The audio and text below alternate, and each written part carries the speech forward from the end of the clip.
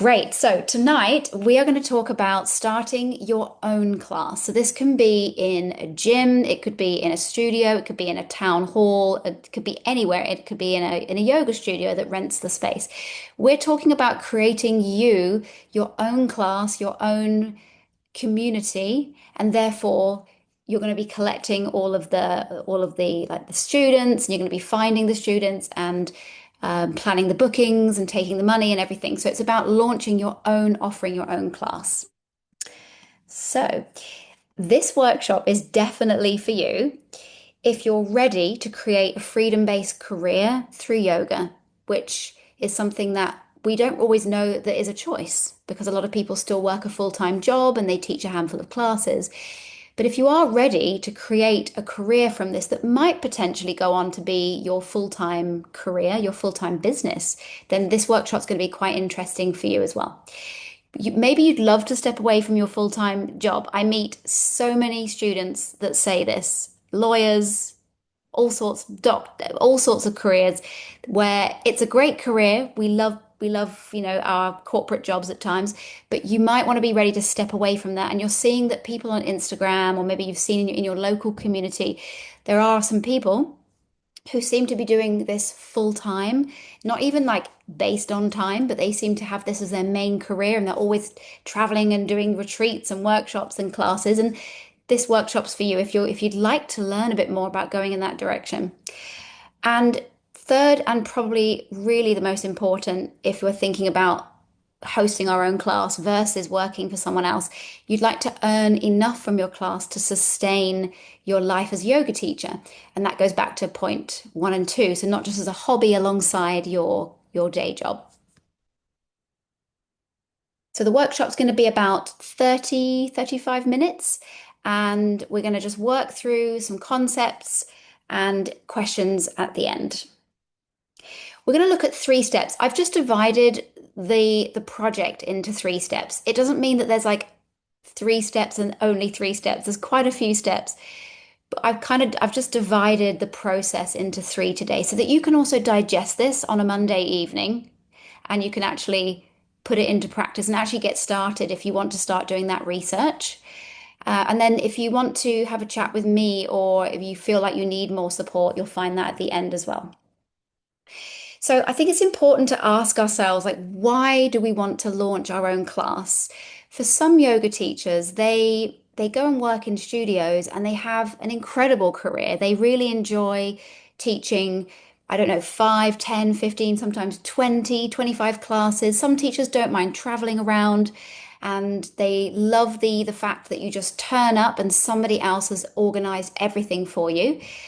And then there's people like me, and I've always been far too creative, and I've grown up in a household where everybody in my household was creative and wanting to do, projects and businesses all the time. And I didn't really want to work for somebody else. I have a lot of ideas that I wanted to bring to fruition.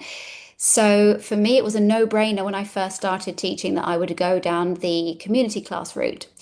Also, it's not a joke because some people who have not taught community classes don't believe because I think you in Maidstone where I lived up until recently, there's one studio, not studio, sorry, one gym where to teach a class they pay 18.50 per class. So you'd have to teach almost like, I mean, you'd have to teach 20 a week to just about, support your lifestyle. Whereas my community classes at Ledyard Gardens, where I most recently stopped teaching because I moved to Brighton, I could fit 14, sometimes 15, and I worked out that so my average was like 140, 150 for a busy class per hour. And my rental was £20 for the room for the hour.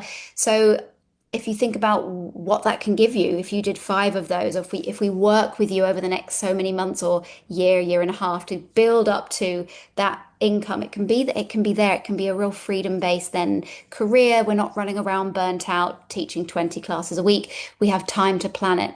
And that is a really good reason. And I definitely highly support anybody that wants to try and do this. It's we're going to go through the steps and it's definitely not it's not easy. I can really see the appeal if you really want to just into a studio and turn up for, £35. Some people pay £30 is quite normal, 25 in gyms.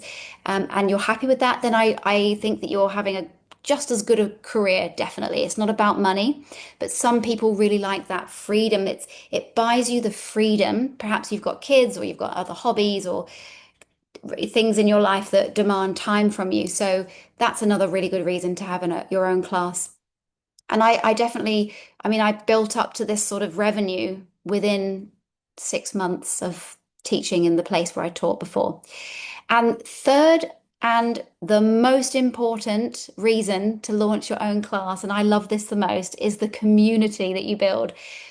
You make friends, aunties, uncles, everything, and it becomes a community where they go on holidays together, you take them on holidays, retreats, workshops, and it's so lovely. You can really have fun with that and create events, Christmas, Easter, Eid, whatever the festivals are, you can create all sorts of really cool events around your community, and it's great. And you can have a WhatsApp group and you can have support with each other. It's just so great. So that's really good. Those are my top reasons for launching your own class. So if you don't know me, and some of you do, I'm Vix. I'm just going to move this out of the way because I can't see what am I writing. I'm Vix and I've been teaching since 2014. I'm now an osteopath, so I came back to the UK from India. I was working for a yoga school in India for a couple of years after I did my 300 hour. I was always naturally a teacher, so even on my 300 hour, I volunteered to step into the trainer spot. I don't know where I got that from. Well, I do. I think from my dad, who was a university college lecturer. Lots of teachers in my family. And so I came back to the UK to study osteopathy because I was an anatomy and physiology teacher for the yogis for the 200 hours, 300 hours. And I wanted to deepen my knowledge. And so I came back here and I did the degree. It was 4 years. I got a master's degree for osteopathy and I taught all the way through uni, always community classes. I rented a studio in a chiropractic clinic that was very big, lots of practitioners. I'm going to talk about that in a moment. Lots of practitioners, lots of people around. So but I started with nothing. I came back from India and started two yin classes, followed by an Ashtanga. I did Ashtanga courses and beginner courses and other classes, always from scratch and built that up to over 8 community classes that were all really busy. And I really, really miss all of those people because now I've moved to Brighton. I'm doing all of this with you at the same time. I've only been here in Brighton for 3 weeks now. So I've already lined up my first new class, which is starting at the clinic that I'm working at in September. So if you're also in the shoes of the person trying to start a new class, I'm with you. I'm actually working on this with you. What else I want to tell you? Yes, I've also been hosting retreats, workshops, and teacher trainings all the way back to 2016. I've always enjoyed the independence, the creativity of the having your own yoga business. My family and friends will tell you I am not money driven. I've never been money driven. I'm always passion driven. I'd rather do it. I don't believe in working for free, and I never have, and I would never teach you that. But I've always been somebody that has to follow their heart. And so it's the community side of it, and it's the freedom and the money that you get from having a business in yoga then gives you the freedom to keep following your heart. You don't want to be tired from working, 8 hours a day and then going off to teach in the winter 3 classes in the evening, that is going to tire you out. So that's why I've always been really keen on having my own thing and far too independent to work for anybody else. In Kent, I also launched my own health hub clinic. Well, it's called the Health Hub. It was a multidisciplinary clinic, physios, osteos, all that.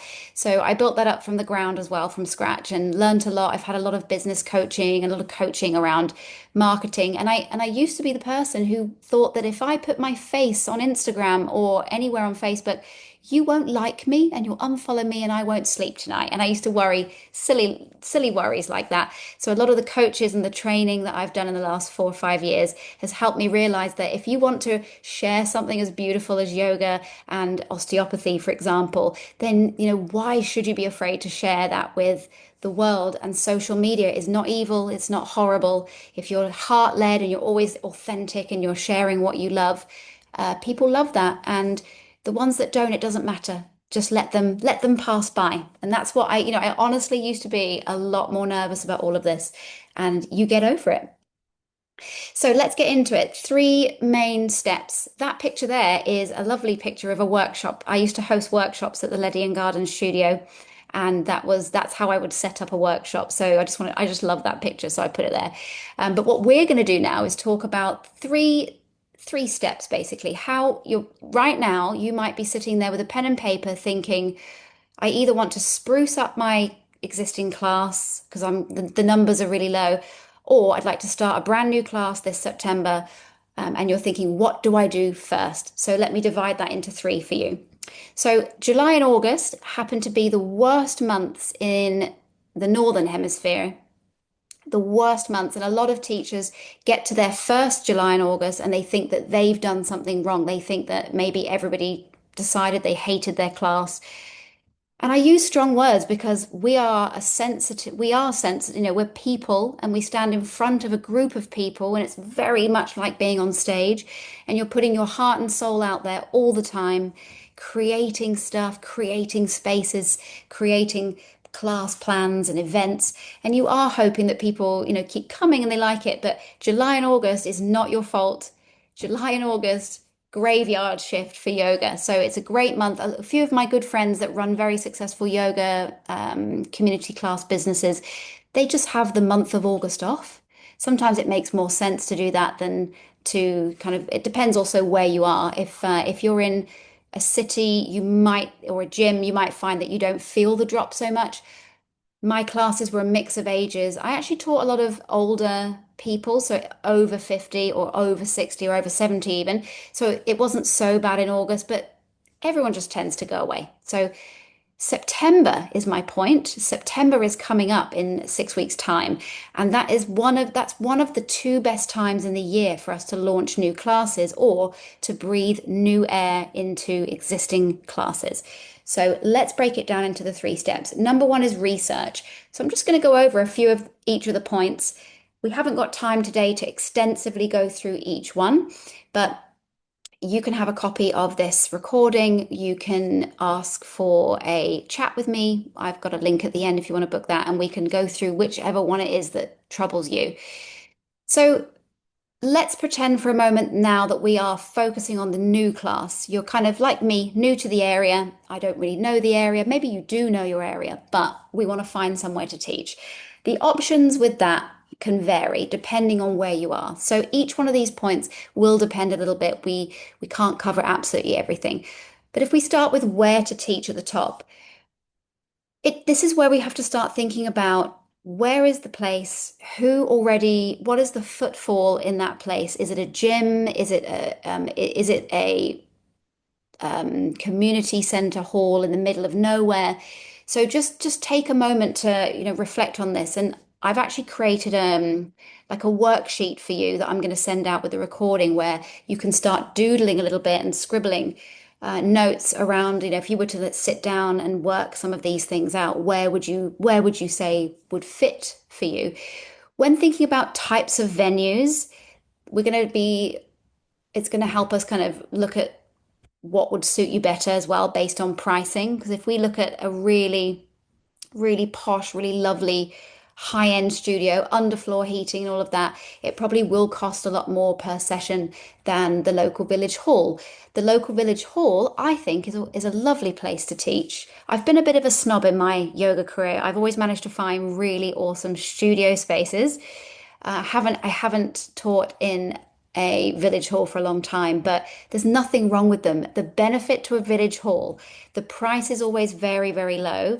The rules, the terms and conditions are always, a little bit relaxed because it is just a village hall.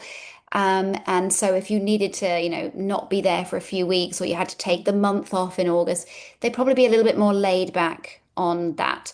If you were with a very organized high-end studio, they would probably expect you to pay, up front for so many, or not even up front, but if you were to take some time off, you would still have to pay for that space. In some cases, the studio I recently taught at did have the underfloor heating and all the, it had quite a lot of equipment. although most of it was mine, the other teachers got to use that. So for them, they were renting a place with equipment. They were pretty good about holiday and sickness. You know, if I didn't use the room, they were pretty laid back. That studio was actually in a retirement village, and that is also where I based the clinic. So, if you, there are lots of retirement, brand new retirement villages popping up around everywhere around the UK, especially, and they are like really nice village halls because even though it's a retirement village, I was renting a space for external people. So it didn't matter whether I was teaching a mum and babies class, a pregnancy class, or a general yoga class. It wasn't just for residents there. It was actually open to public. I didn't actually teach any of the residents. They had their own timetable. So that was a good venue. Gyms, sometimes gyms have a second room, an older room that isn't used as much. I know the one in Maidstone, the David Lloyd's, they had this room that you could rent. And so when it comes to picking a venue, we want to think about price, comfort. How are you able to leave the equipment there? Do you, we're going to talk about equipment in a minute, but if you have equipment, can you leave it there? Or is the timetable relaxed enough that you can, trial a class? If that doesn't quite fit, change it to another time. So you want to kind of work out which place suits best for that. Looking at like what are their terms and conditions, what do they want from you in terms of like commitment and that kind of thing. When we first start out, it's really good to go low commitment. There will always be a little bit of an investment up front. I don't want to lie to you and say you will absolutely have a full class from day one. You'll always be in profit. If you go and research how many businesses are in profit in their first year, you'll see that you'll be surprised that not many, very, very small amount. However, we can definitely work this out. We can definitely get you a handful of people straight from the beginning. If we work out the bookings and the class packs in a good way, in a committing way for the students, you might build something very sustainable from the beginning. But that's what you need to consider. Timings, and we've covered kind of when to start, which is September and January are good times to start. I would never start a class in June or July or August, never ever. September, October's fine, and January's fine. Don't start a class in December. December, everybody is so predictable, by the way. If you didn't know that already, people are very predictable. So groups of people all act the same in terms of yoga classes. So December's a no-go, August and June, July, August is a no-go. But all of the other months, not too bad. September's great. January 1st, not 1st, January 3rd or 4th is great. The time. Evening classes tend to be the most popular, not always, not exclusively. My busiest class in the last place was actually the 9:15 on a Friday morning. But as you can imagine, I didn't really get many people that were office based working, even working from home, it wasn't the right time. It would have had to have been earlier. So I was in an area, although I told you it was a retirement village, it doesn't mean at all that I only targeted retired people. But for that class, like that one was a slightly older age group, and a couple of others, it was about 70% people that were retired, and about, yeah, 30% people that were just off on Fridays and that kind of thing. Um, so mornings can work, but if you want to be really safe, I think if you're going to do a flow class or a vinyasa and hatha, something like that, then an evening, not a Friday evening. Monday evening's good, Tuesday, yeah, Monday to Thursday evening, 6:30 to 7:30, 6 till 7, something like that. It does depend, it really does. This is where you need to also do a bit of research. What I would recommend you do is have a look in your area. What is on offer already? What's going on in your area? When is everybody teaching? And then you can see, and what types of classes are the most common. So of course we're going to see flow and vinyasa and that kind of thing. But if you do teach restorative or yin, they're really popular. So niching a little bit like that can be very popular, and not every village, town, city, not every area has all of those styles. So if you see that there's like three people offering a hatha class on a Tuesday night, You might not do a hatha class on a Tuesday night. You might change it up a little bit. I personally think if we just hop over to what to call the class, I personally feel if we are trying to give ourselves the best chance at launching a class that's going to attract people in so they can get to know you, because at the end of the day, you're not the yoga style, you're you. Even though your style and the style is going to conform a little bit to what we've learned in our trainings, you're you. I find that if we call it something complicated like chakra balancing flow class, a lot of people, if they're new to yoga or new to this whole idea of what, they might not understand what that means. So keeping the name of the class simple, it's the opposite of what we want to do because we really want to like make it really creative. And I think sometimes that would work. Niching down and being specific about what you offer does definitely work. But my point here is if we're trying to get a general yoga class that will pretty much look like a normal yang style class, standing postures, seated postures, then call it mixed ability yoga or yoga, just yoga. I did call my Friday class slow flow, but I changed it a few times. I kept changing it, and I noticed that when I changed it, I'd get like new inquiries and things like that. So keeping it simple. And I wouldn't actually base everything that I'm saying, don't take everything as gospel. I've got experience of working in a large town. You might be in a very small village that doesn't have any yoga, or you might be in a place that already has quite a good yoga following in the area, and you'd like to niche down so that you can pull those people in that already saw the hatha class and they're looking for something more specific. But that is my general advice, not to make it too complicated. Let's have a quick talk about the cost to set it up. We're in the research phase. We haven't really gone ahead yet and booked anything. We're just looking at what do we need to think about to get started. This is where you're at now, research phase.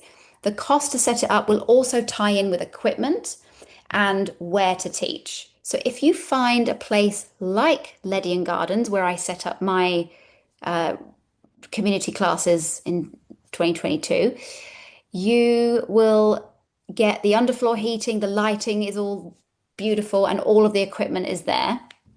And the rent for the hour might reflect that. So your cost would be definitely, I would put aside a couple of months worth of rent. So my partner and I, in our personal life, we do the same thing. It's mostly him actually, so thank you, Timo. But we do the pots. So if you have an MOT and a service every year for two vehicles, if you were to divide that cost by 12 and put it in a pot, then it's not going to feel really stressful 3 or 4 times a year when big bills come up. Really, really cool thing to do. Maybe the same sort of thing with the cost for setting up your class. Instead of thinking, I'll just book it and I'll hope that I get enough bookings to pay for that first session. That's going to stress you out. It's going to cause anxiety. You probably want to look at, first of all, where are you teaching and make that decision. Then look at how much is it per hour, ranging from, depending on where you are, it ranges from like even £12 an hour up to 30, 40. I'd say maybe central London, really nice place, maybe even more than 40. So if we go somewhere in the middle, 20, you might want to put, say, 80 to £100 per for the first 2 months. So 160 to £200 in a little pot and say, I've got 2 months to give this a go. I don't need to worry about who's coming at this point. I've covered that cost. That's a setup cost. So that's a really good thing to do. And this is how I teach people to get started with projects, because if we focus on the negatives, focusing on, oh, I haven't even got anyone yet, how can I do it? Well, of course you haven't. We need to first invest a little bit into the idea, time, a little bit of money perhaps. But when you have a good plan and a strategy, it will work. Yoga is still super in demand and super popular everywhere we look, depending on the type of place you're in. A quick mention on how to price the class. So pricing the class, if you're a new teacher or if you see a lot of competition, don't make the class cheap. People will always look at cheap as cheap and a good price as, oh, that's the quality. And also we want to make sure that you're earning what you should for a class, and the standard for a class is between Well, if I think about gyms and, YMCAs, and if I give you the range, it would probably go from as low as 650, which is very low. That's like a YMCA drop-in class, all the way up to 17 in Brighton, London, that kind of thing. So if you're in a town, large town, medium town, or village, £10, 9.50 for a block. And let's also just quickly mention, we haven't got time today to go really in depth, but mentioning block prices. So it's very important that from the beginning you think about the commitment that you'd like your students to make once they try your class and they like it. So I was talking to a colleague and a friend today, and she promotes a 12-week, so there's 3 terms in a year, and she always makes everybody book for 12 weeks up front. I will admit to you that I might not be brave enough to go for 12, although I had a long chat with her and I definitely agree it's a good idea. It means you know what's happening, they know what's happening, and you can be very fair and say things like, if you're sick or you can't make it, you're welcome to send a friend or a family member in your place and that kind of thing. But I would say, if you're making notes and you're writing down a few things that are really important so we can get your class sustainable from the start, we need to do block prices or class passes. Some people do half term, so 6 weeks, and always give a little bit of a discount for the block of classes and make the drop in a little bit more. So if you want to have a drop in, they can drop in, but it makes no sense if you're going to be here for the next 4 weeks, 6 weeks, whatever you've chosen to make as a term, then it would be a no-brainer that they actually book ahead of time. And at one point I had 5 or 6 running at the classes at the same time. I would have had 70, 50, 60, 70 people on block prices.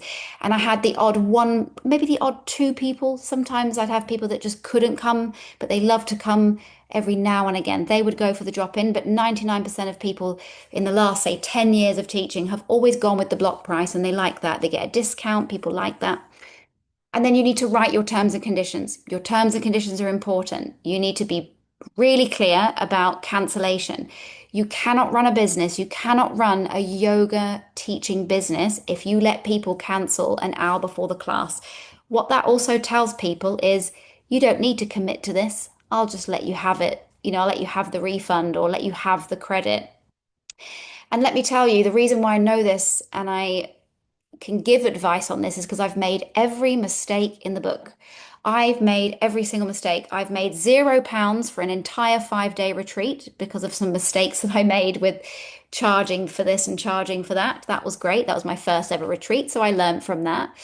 And I used to get very, very confused with all of the people asking me for a credit because they couldn't make it, because I loved all of my regulars. They were like family to me.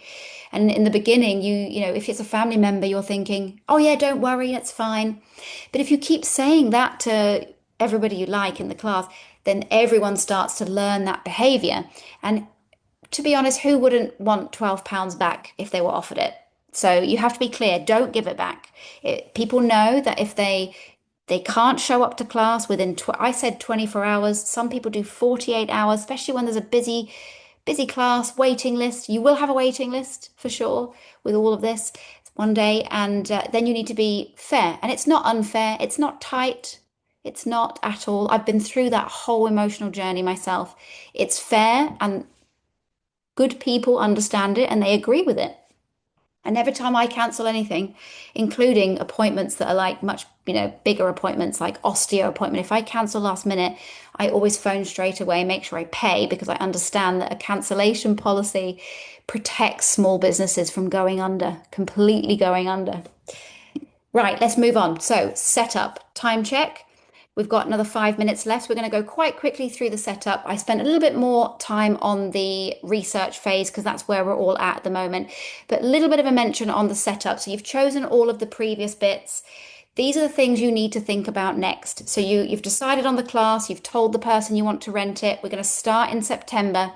We're now going to start looking at booking systems, announcing it on Facebook, Instagram, looking at how we do an email list. How are we networking to get people to come in? Have I got a website to set up?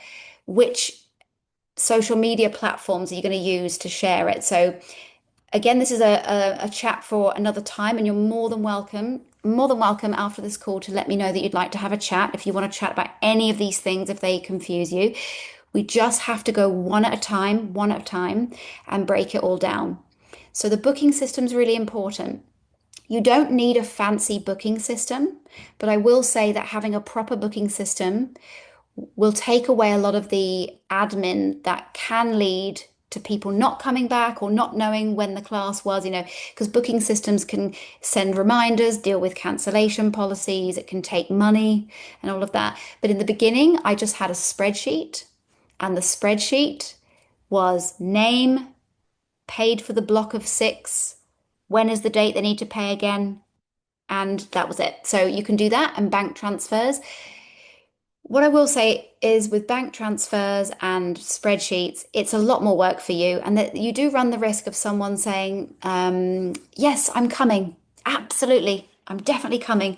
And then you notice that three of the eight haven't transferred yet. And then you have to send the message, hi, I just wanted to check on, are you coming next week? Are you going to send the money and book your space? You can word it like that. And then there's a higher chance that a percentage of them got busy. Oh, you know how many people's tires break? How many people's cars break down? And yeah, if you've run it, if you've been a boss before, you've run a team, you'll know that that people overcommit as well. And here we are again, back to the same concept. If you make them commit to the block and they pay for it up front, it's done, it's clean, they feel good. It's a little bit like puppies. If you let a puppy run around and not train the puppy at all to have any boundaries or any rules, the puppy actually tends to be quite anxious. And I'm sorry if that feels like a weird example, but it's what came to mind. But with in business with tickets and sign-ups, it's very similar. It's very, very similar. So I would recommend a booking system if you can. I use Instabook. It's a little expensive. You can also use Bookwhen. Bookwhen's a good one. I think it's a lot cheaper, and there are lots of new softwares coming out that are very affordable. So I'd say it really cuts out a lot of the rubbish that might happen for you in the beginning. We need to avoid you doing all the work, getting all of those lovely people. They go, "Oh my goodness, yes, I'm so excited to come." And then if you don't get them to commit, actually sometimes more than 50% of people won't show up if they haven't committed financially.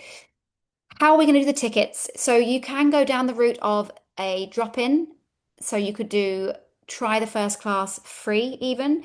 I do think that I don't like free things. I think if you do campaigns and advertising around free stuff, like a free appointment, you attract the people that just go for free stuff. However, I do think in yoga, I've really not had that problem as much as in the clinic where somebody does, want to come and try it. They don't necessarily want to go ahead and book the 12 weeks or the 6 weeks. They don't know if they like it. They don't know if, in their minds, they don't know if they're good enough yet.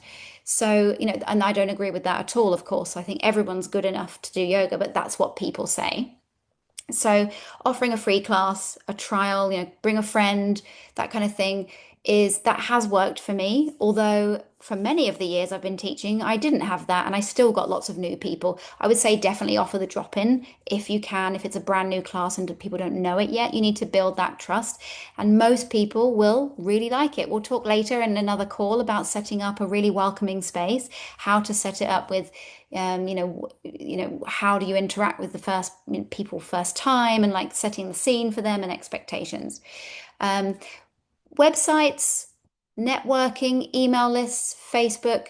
This is obviously something that can't be explained in 2 minutes, but consistency, write that down. It's not about making one flyer and then putting it in one Facebook group for your village or town or area and thinking that that will fill a class. It's every third day, every other day, every day. It's getting over the idea that please delete admins, please delete if this isn't allowed.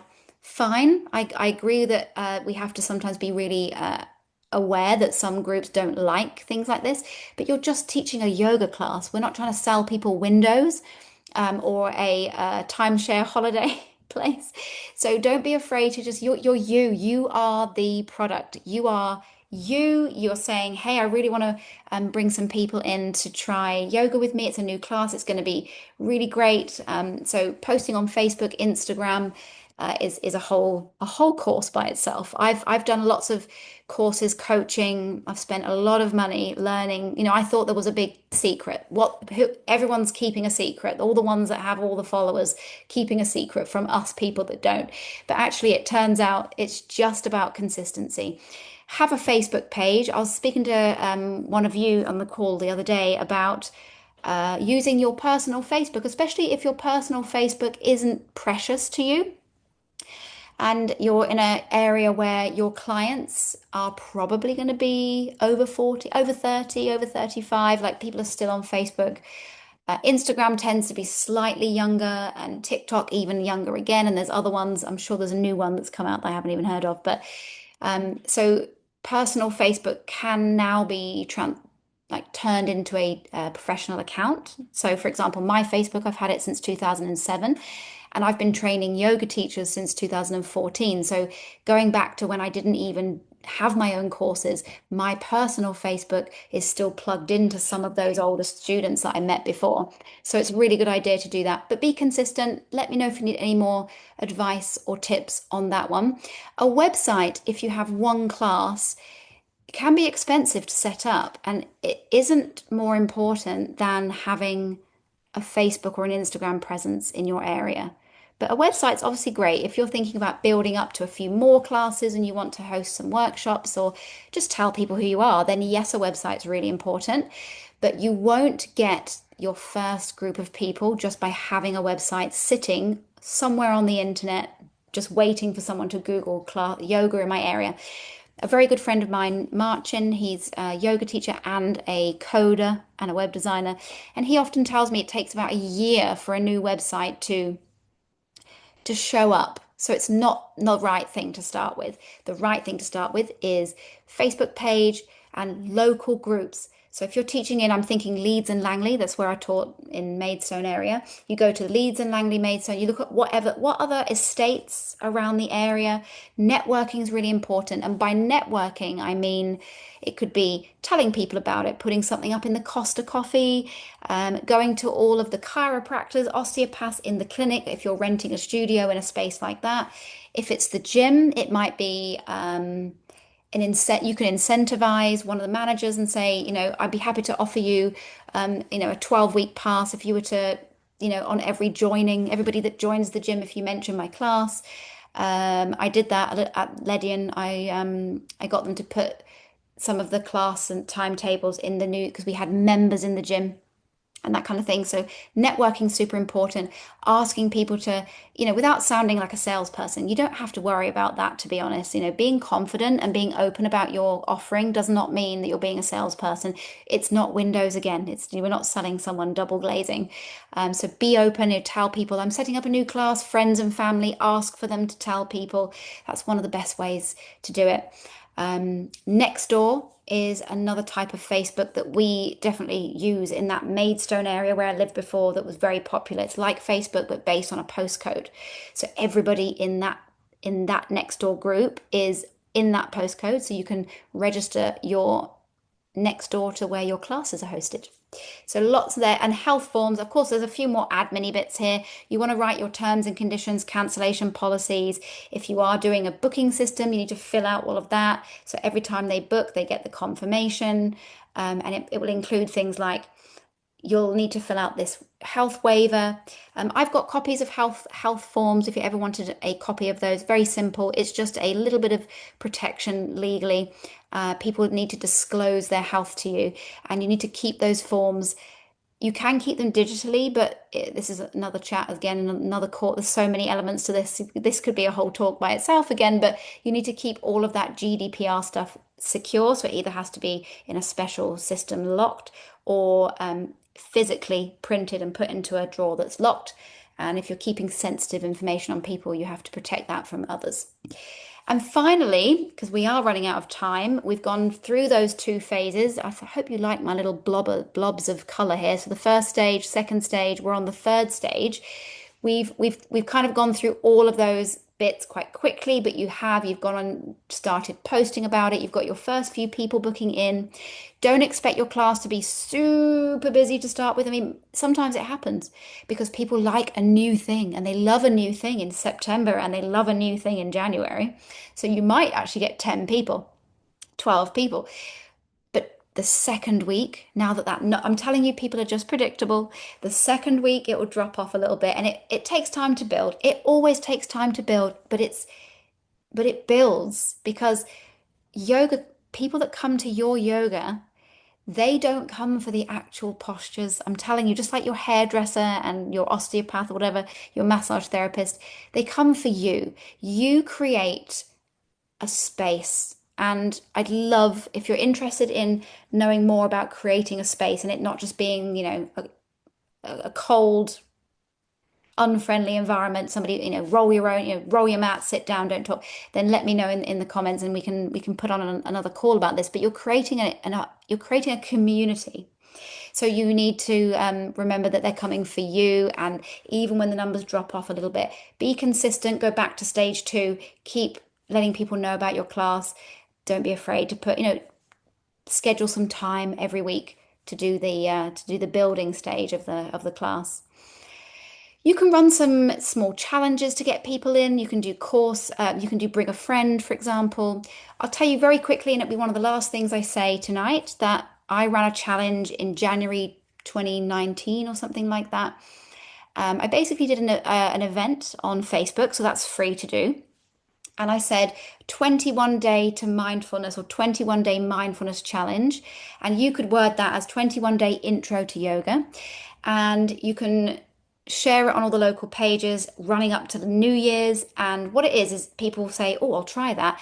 You're getting local, and you target local people in your area that clearly have the interest in the mindfulness or the yoga, or they're beginners and they're wondering how you get to, how do I become a yoga person, or how do I do yoga? And then you get them to give you some details to sign up to the challenge. And you might be sending them out a little mini handout every day for 20 days, or maybe you do something like a 7 day, because 21 days was pretty intense. I did 21 videos of 10 minutes. It was just, I was still at uni and trying to like work on like marketing and working out how I can boost my classes in the new year. But I got a lot of people on the mailing list from that. It's really important from the very, very beginning for every single person that comes through to have them on a mailing list. Send out a fun newsletter once a month. And every time you have a workshop or another event or a new class, you'll see that over time you're actually building up a following by having that mailing list. Mailing list, probably more important than the website, funny enough. And if you were in a different industry, it might not be the case. You might, if you were like a carpenter or a plumber, it might be better for us to give you a website because people are like Googling that. But this is a slightly different industry. So it's the mailing list and the Facebook and getting out there every day that really helps. So expect a bit of a woohoo, it's September, everybody. It's like that January rush in the gym. Then it will level out. The people that leave and don't come back were never meant to come back. It's not because you're not good enough. You need to, stand strong in those shoes and say, I attract my tribe based on my vibe, and that won't be for everybody.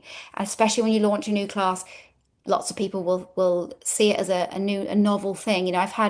I can always tell after 11 years, I can always tell, like when I get like a small group of people in that are like giggling on the way in, they're like giggling all the way through the yoga. They've kind of just thought, oh, let's go to yoga next week, but they not, not really going to come back. So that's fine.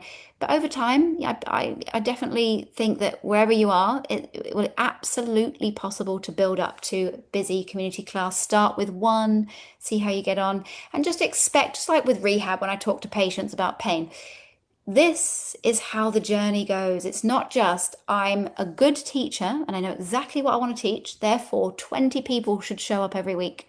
There's going to be some effort involved and it's going to be up and down. But you can decide for yourself if this all sounds like something you'd really like to do, then it would work really well to give it a go. If you're thinking, oh, I think I will just go back to that studio and just teach for £25 an hour, I just turn up, I think that's wonderful too. And there's nothing wrong with that either. So if you need more help, I'm really excited because it's July, middle of July right now. We've got 6 weeks. And don't forget, I'm doing this with you. I've just lined up 2 classes at the Space in Hove, which is where I work as an osteopath on a Friday. So I've chosen the studio belonging to that clinic because I know I'm going to be able to network really well. And I chose it as well because there are lots of independent people working in that studio. So there's quite a bit of networking. There's quite a few different therapists.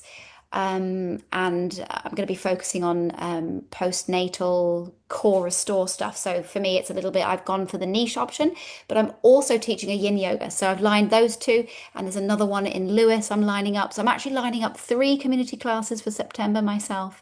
And I would love to help you with that if you haven't done this before and this was very interesting, but you're now thinking like that's the what, where's the how? How do I do it? So in the chat now, I did it at the beginning. You'll see in the chat I did put the link. Let me just speak to you face to face if you have questions, and we'll just work out a plan for you of how you're going to do it. I'd like to know like where you are, how busy it is in your area, and what type of classes you are looking to launch, and we'll work it out together and see if I can help. And that is the end of your evening, Monday evening, start your own class workshop. I am open for questions. Thank you. That was really good. Thank you. Did you hear back from? Holly, no, not yet. She'll get back to you. I actually forgot that I hadn't sent you the email. So I actually messaged her myself on Friday evening and said, "Have you heard from Karen?" She's like, "No, I haven't." Probably because I haven't given you the email. I'm excited for you to set those classes up. So if there aren't any questions, let me know if you need anything, and let's get this. You're here because you've given me 45 minutes of your Monday evening because you clearly would like to do it. So if you have any questions, come and use my knowledge. I'd love to help you. And otherwise, I will see you. I'll post a lot about my journey to launching. Are you in the supermarket there, kids? I love it. I love that. Please always be She in the keeps cat. supermarket. Oh my God. She keeps catching me when I'm doing these really odd jobs, Karen. So I watch do. me go. So this is another weird job that